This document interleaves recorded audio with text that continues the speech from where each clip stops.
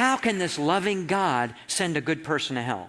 Well, God doesn't send anybody to hell. I'll get to that in a minute. But if you're going to go by the standard of good, then you have to go by God's standard. See, your standard and God's are two different things.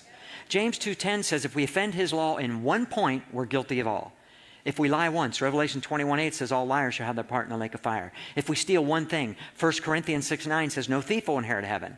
If we have one lustful thought, Jesus said that's the same as committing adultery, and no adulterer will inherit heaven. Well, that's just 3 of the 10 commandments. So if we're going to be judged by that standard, would we be guilty or innocent? We ought to be guilty. There's even a scripture in Proverbs 24:9 that says, even the thought of foolishness is a sin. If we have one foolish thought our entire life, that would exclude us from heaven. That's a high standard. So none of us can stand before a holy God and say, hey, I'm pretty good, let me in. He's going to say, no, not according to my standard.